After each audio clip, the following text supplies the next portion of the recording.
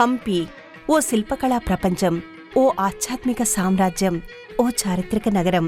ఓ వైపున రామాయణంతో ముడిపడిన రమణీయమైన ప్రదేశాలు, మరోవైపున ఆ పుణ్య ప్రదేశాలను స్పర్శిస్తూ ప్రవహించే తుంగభద్ర.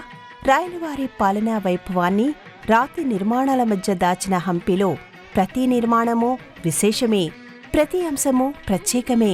అలాంటి హంపిలోని శ్రీ మాల్యవంత రఘునాథస్వామి వారి ఆలయం ఈ వారం దివ్యక్షేత్రం.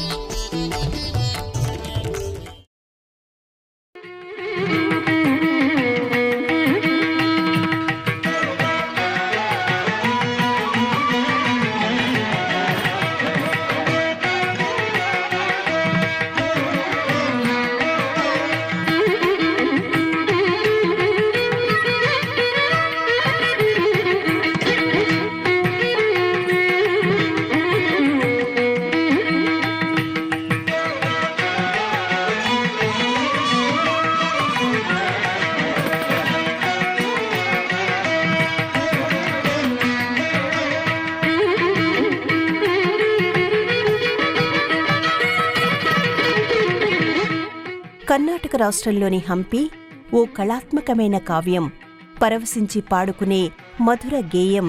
ఒకప్పుడు విజయనగర సామ్రాజ్యానికి రాజధానిగా ఉన్న హంపి ఇప్పుడు విజయనగర జిల్లా పరిధిలో అపురూప నిర్మాణాల హారమై మెరుస్తోంది. అనుభూతుల తీరమై హృదయాలని తాకుతుంది. ఇక్కడి ప్రతి రాయి రాయలవారి కాలంనాటి రత్నమే. చరిత్రను కలుపుకొని ఆధ్యాత్మిక విశేషాలను ముచ్చటించే ఆణిముత్యమే.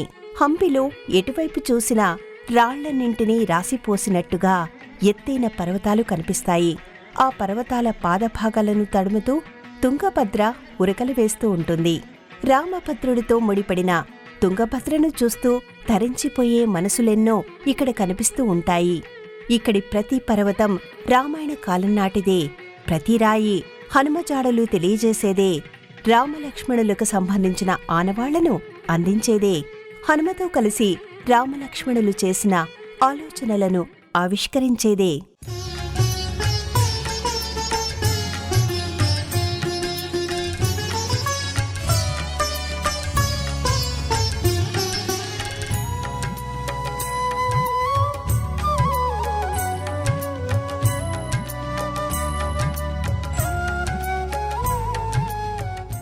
సాధారణంగా ఏదైనా ఒక ప్రాచీనమైన క్షేత్రానికి వెళితే అక్కడి నిర్మాణాలు చేసిన రాజులకు సంబంధించిన వివరాలు కొంతవరకు తెలుస్తాయి. అలాగే చారిత్రక నిర్మాణాలను పరిశీలించినప్పుడు ఆధ్యాత్మికతకు వారు ఇచ్చిన ప్రాధాన్యత ఏ స్థాయిలో ఉందనే విషయం కూడా అర్థమవుతుంది. అదే హంపి విషయానికి వస్తే ఇక్కడి చరిత్ర, ఆధ్యాత్మికత సమభాగాలుగా చేసినట్టు అనిపిస్తుంది. రెండు పాయలుగా ప్రవహించే మహానదిలా కనిపిస్తుంది. హంపి క్షేత్రానికి విరూపాక్ష ఆలయం, విఠల ఆలయం ఈ రెండూ కూడా రెండు కళ్ల మాదిరిగా చెప్పుకోవాల్సి ఉంటుంది. ఇక్కడి ప్రతి గోపురం, ప్రతి ప్రాకారం, ప్రతి మందిరం, ప్రతి మండపం భారతీయ ఆధ్యాత్మిక వైభవానికి ప్రతీకలుగా కనిపిస్తాయి. అలనాటి నిర్మాణ విశేషాలను అడుగడుగునా ఆరపోస్తాయి. రామాయణ కాలంతోనూ రాయలవారి కాలంతోనూ ముడిపడిన హంపిలో ముందుకు కదులుతుంటే చేతులకు చరిత్ర తాకుతూనే ఉంటుంది. అడుగులను ఆధ్యాత్మికత వైపు మళ్లిస్తూనే ఉంటుంది. హంపి క్షేత్ర వైభవానికి ఒక గీటురాయిగా నిలిచే ఆలయాలలో హజారా రామాలయం కూడా ఒకటిగా నిలుస్తుంది. ఇక్కడి శిల్పాలకు ప్రాణం ఒక్కటే తక్కువ, ఇక్కడి రాతి సుమాలకు పరిమళం ఒక్కటే తక్కువ అనిపిస్తుంది.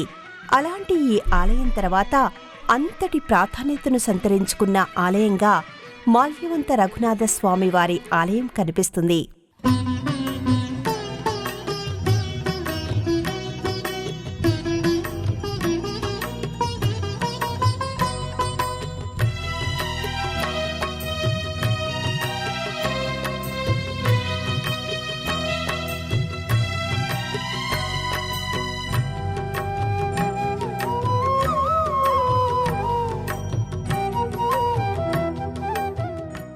కొండలు గుట్టలు దాటుకుని ముందుకు వెళుతుంటే మనం త్రేతాయుగానికి చేరువుగా వెళుతున్న భావన కలుగుతుంది.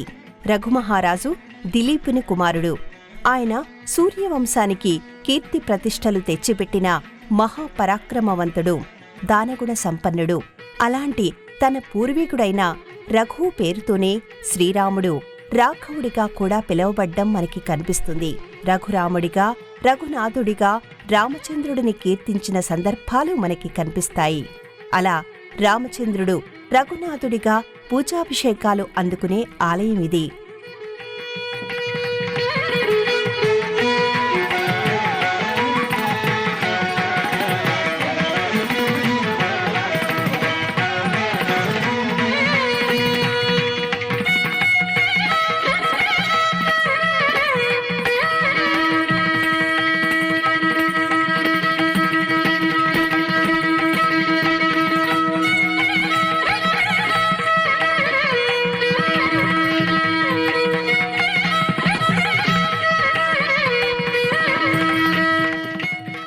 రఘునాథస్వామి ఆలయానికి వెళ్లేవారు ప్రధానమైన రహదారి నుంచి ఒక మలుపు తీసుకోవలసి ఉంటుంది. అక్కడే ఆలయానికి సంబంధించిన స్వాగత తోరణం కనిపిస్తుంది. అక్కడ్నుంచి లోపలికి వెళ్లవలసి ఉంటుంది. గుట్టలు, చెట్లతో కూడుకున్న ఇరుకైన మార్గంలోనే ఈ ప్రయాణం కొనసాగుతుంది. ఆలయానికి సంబంధించిన రాజగోపురం దూరం నుంచే కనిపిస్తూ భక్తుల్లో ఉత్సాహాన్ని, ఉల్లాసాన్ని కలిగిస్తూ ఉంటుంది.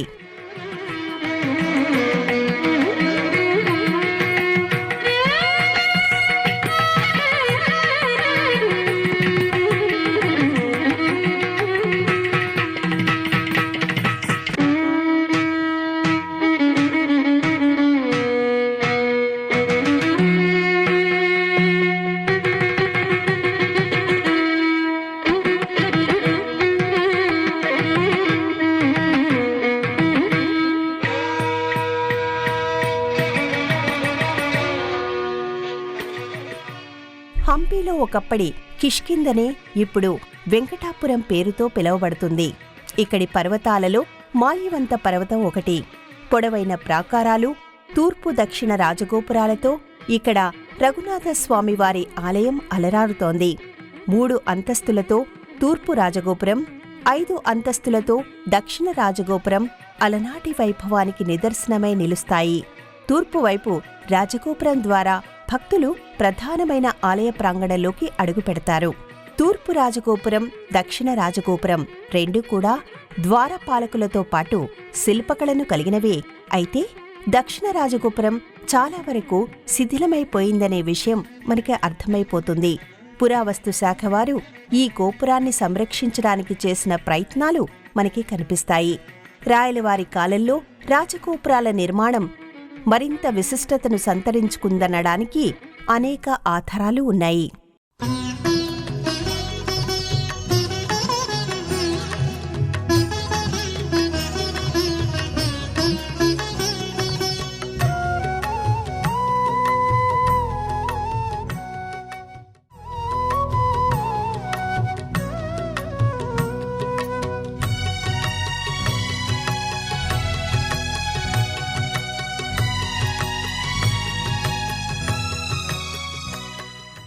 రామాయణ కాలంలో ఇది కిష్కిందగా పిలువబడింది. రామాయణంలో కిష్కింద కాండకి సంబంధించిన సన్నివేశాలలో దాదాపు ఇక్కడ జరిగినవే అని విశ్వసిస్తూ ఉంటారు. అందుకు నిదర్శనంగా హంపీలో అంజనాద్రి, ఋష్యమూక పర్వతం, మతంగ మహాముని ఆశ్రమం నేటికి అవే పేర్లతో పిలువబడుతున్నాయి. ఇక్కడి పరిసరాలు, ప్రదేశాలు, ప్రకృతి సౌందర్యం చూసినవారు ఈ విషయాలను విశ్వసించకుండా ఉండలేరు.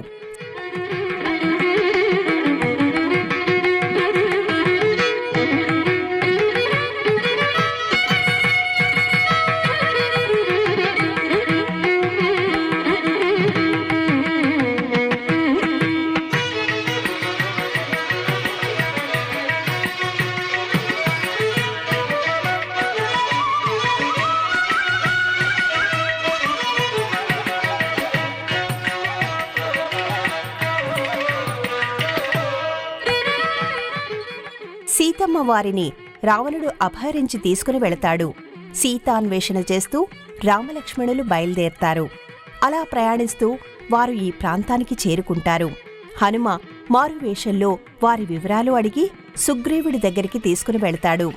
సుగ్రీవుడు కొండ గుహలో ఎందుకు తలదాచుకున్నది అప్పుడే రామలక్ష్మణులకు అర్థమవుతుంది. వాలిని వధిస్తానని సుగ్రీవుడికి శ్రీరాముడు మాట ఇచ్చింది, సీతమ్మను వెతకడంలో సాయం చేస్తానని రాముడికి సుగ్రీవుడు హామీ ఇచ్చింది ఇక్కడే. అయితే అది వర్షాకాలం కావడంతో ఇక్కడి గుహలోనే రామలక్ష్మణులు 3-4 మాసాల పాటు తలదాచుకున్నారని అంటారు. శ్రీరాముడి బాణాన్ని సంధించటం వల్ల ఇక్కడి కొండరాయి పగిలిపోయి గుహగా ఏర్పడిందని చెబుతారు. అప్పట్లో రామలక్ష్మణులు ఆసీనులైన ఈ గుహలో ఆ తర్వాత కాలంలో మూర్తులను ప్రతిష్ఠించడం జరిగిందని చెబుతారు.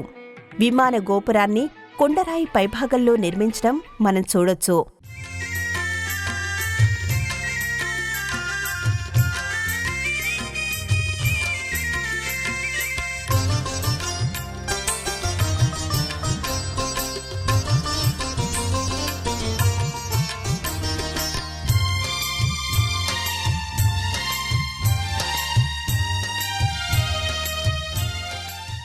శ్రీరాముడు హనుమంతుడు మధ్యగల అనుబంధాన్ని గురించి ఎంత చెప్పుకున్నా తక్కువే అవుతుంది. రామనామ వైభవాన్ని ఈ లోకానికి పరిచయం చేసింది హనుమంతుడే.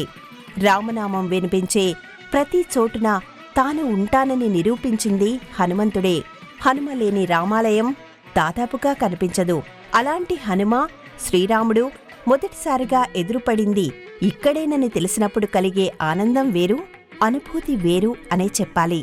లంకానగరంలోని అశోకవనంలో సీతమ్మ వారిని కలుసుకున్న హనుమంతుడు తాను శ్రీరాముడి దూతనంటూ ఆ స్వామి ఇచ్చిన ఉంగరాన్ని చూపుతాడు. అలాగే తాను సీతమ్మ వారిని చూశానని అన్నదానికి గుర్తుగా ఏదైనా ఇవ్వమని హనుమంతుడు అడిగినప్పుడు ఆ తల్లి చూడామణిని ఇస్తుంది. లంకానగరం నుంచి తిరిగొచ్చిన హనుమంతుడు తాను సీతమ్మ వారిని చూశానని చెబుతూ ఆ తల్లి ఇచ్చిన చూడామణిని శ్రీరాముడికి చూపుతాడు. ఇక్కడి గర్భాలయంలో అదే ముద్రలో మనకి హనుమ దర్శనమిస్తూ ఉంటాడు. ఇక రామలక్ష్మణులు నడయాడిన ప్రదేశాల్లో కనిపించే జలధారలు, జలాశయాలు, నీటి ఊటలు రామలక్ష్మణుల పేర్లతోనే పిలువబడుతూ ఉంటాయి. అందుకు కారణం చాలా వరకు అవి రామలక్ష్మణుల బాణాల ద్వారా సృష్టించబడ్డాయని చెబుతూ ఉంటారు. అలా ఇక్కడి దేవాలయ ప్రదక్షిణా మార్గంలో ఒక బావి కనిపిస్తుంది. రామచంద్రుడు దాహం తీర్చుకోవడం కోసం బాణాన్ని సంధించడంతో పాతాళగంగ పైకి వచ్చిందనేది స్థల పురాణం. అందువల్లనే దీనిని రామతీర్థం పేరుతో పిలుస్తూ ఉంటారు.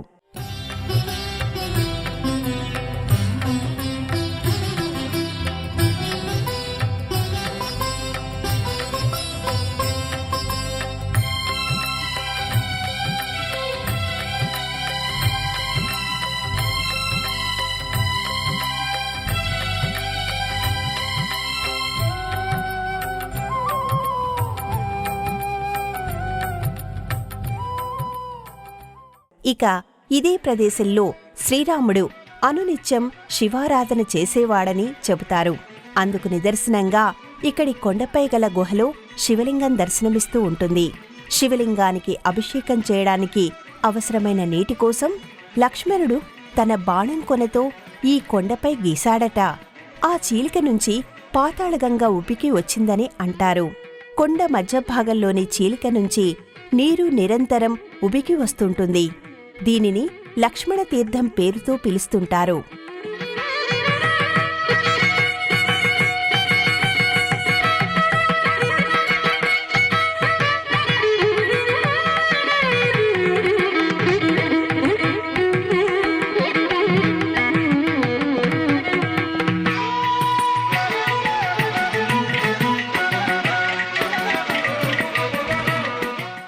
రాయలవారి కాలంలో ఆలయాలలో ఆధ్యాత్మికపరమైన సాంస్కృతిక కార్యక్రమాలు ఎక్కువగా జరుగుతూ ఉండేవి.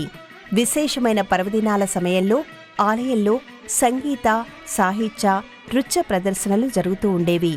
అందుకు సంబంధించిన మండపాల నిర్మాణం కూడా చేస్తూ వచ్చారు. అలాగే కళ్యాణ మండపాల నిర్మాణంలోనూ రాయలవారు తనదైన ముద్రను చూపుతూ వెళ్లారు. ఇలా ఇక్కడి కళ్యాణ మండపం కూడా అనేక శిల్పచిత్రాలతో అబ్బురపరుస్తూ ఉంటుంది.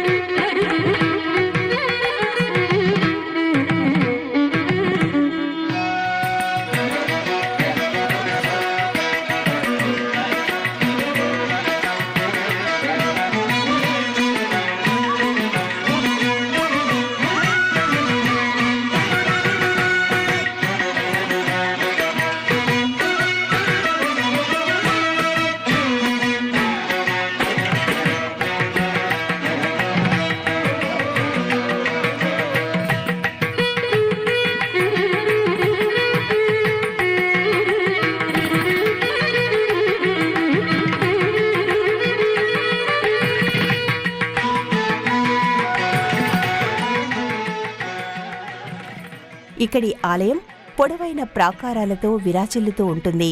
పొడవైన బండరాళ్లను ఉపయోగిస్తూ ఈ ప్రాకారాన్ని నిర్మించారు. సూర్యచంద్రులు, సర్పాలు, జలచరాల శిల్పచిత్రాలు మనకి ప్రాకార గోడలపై కనిపిస్తూ ఉంటాయి.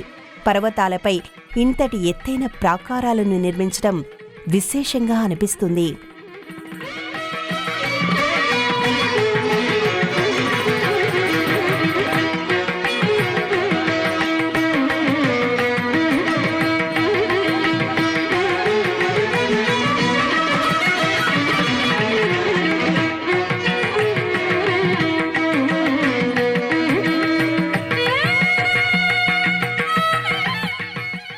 హంపీకి సంబంధించిన చాలా నిర్మాణాలు కృష్ణదేవరాయల వారి కాలంలోనే నిర్మించారనే విషయం చారిత్రక ఆధారాలను బట్టి తెలుస్తోంది. అలాగే ఇక్కడి మాలివంత రఘునాథస్వామి వారి ఆలయాన్ని కూడా రాయలవారే నిర్మించారు. అలాంటి ఈ ఆలయ వైభవంలో కళ్యాణ మండపం తన వంతు పాత్రను పోషిస్తున్నట్టుగా కనిపిస్తుంది. అప్పట్లో సీతారాముల కళ్యాణాన్ని ఈ మంటపంలో జరిపేవారని అంటారు.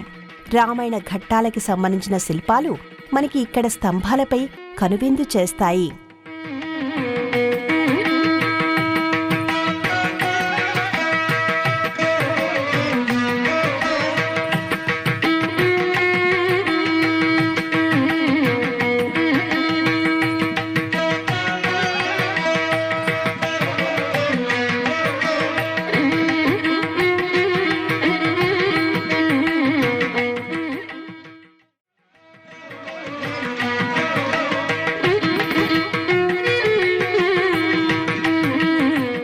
హంపీలో రాయలవారి కాలంలో వైభవాన్ని చూసిన ఆలయాలలో ఇది ఒకటిగా మనకి కనిపిస్తుంది.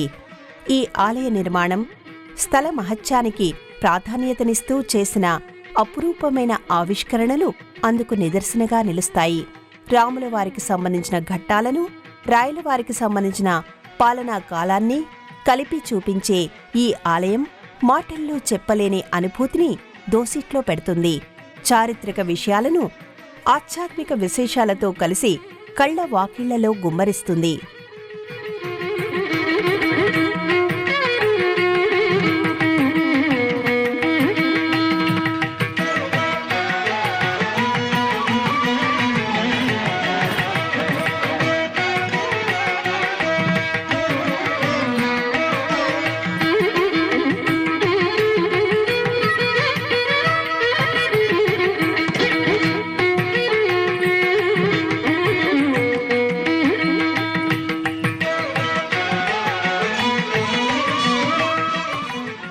మాల్యవంత పర్వతం నుంచి చూస్తే చుట్టూ ఉన్న పర్వత సమూహాలన్నీ మనలను పలకరిస్తున్నట్టుగా కనిపిస్తాయి.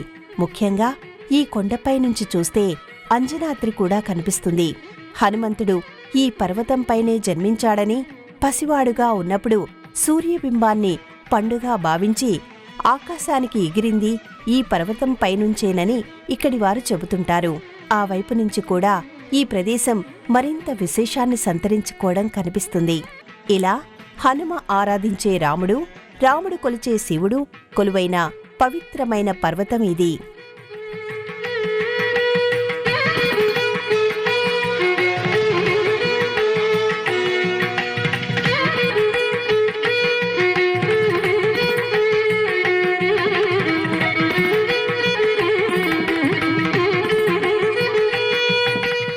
రఘునాథస్వామివారి ఆలయంలో విష్ణు సంబంధమైన అన్ని పర్వదినాల్లోనూ విశేషమైన సేవలు జరుగుతూ ఉంటాయి. రాయలవారి కాలంలో రథోత్సవాలకు విశేషమైన ప్రాధాన్యత ఉండటం కనిపిస్తుంది. అలాగే ఇక్కడి ఆలయానికి సంబంధించిన ఉత్సవాల్లో రథోత్సవం మరింత విశేషాన్ని సంతరించుకుని కనిపిస్తుంది. చుట్టుపక్కల గ్రామాలకి సంబంధించిన భక్తులు పెద్ద సంఖ్యలో ఈ ఆలయానికి చేరుకోవడం జరుగుతూ ఉంటుంది. అనునిత్యం ఈ ఆలయం తలుపులు ఉదయం 6 గంటల నుంచి సాయంత్రం 6 గంటల వరకు తెరిచి ఉంచుతారు.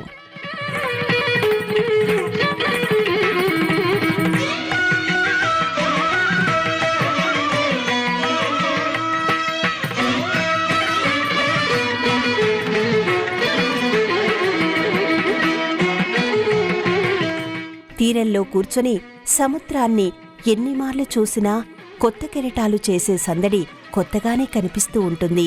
వెన్నెలతో నిండిన ఆకాశాన్ని వేలమార్లు చూసినా కొత్త నక్షత్రాలు మెరుస్తున్నట్లే ఉంటుంది. అలాగే హంపీని ఎన్నిమార్లు చూసినా కొత్తగానే అనిపిస్తూ ఉంటుంది. సరికొత్త అనుభూతులను దోసిట దూసి అందిస్తూనే ఉంటుంది.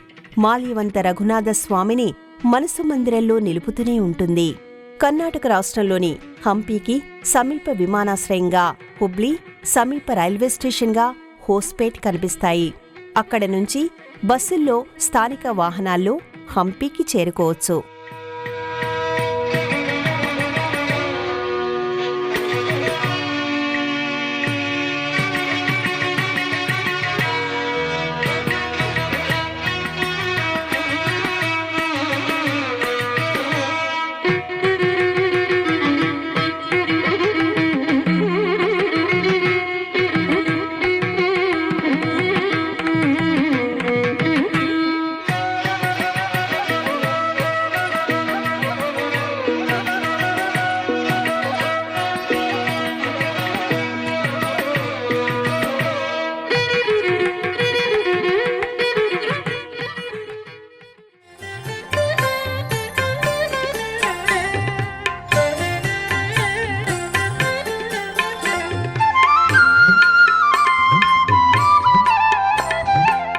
ఈ కార్యక్రమాన్ని తిరిగి చూడాలనుకుంటే www.youtube.com/@ETV Life Spiritual లో చూడవచ్చు.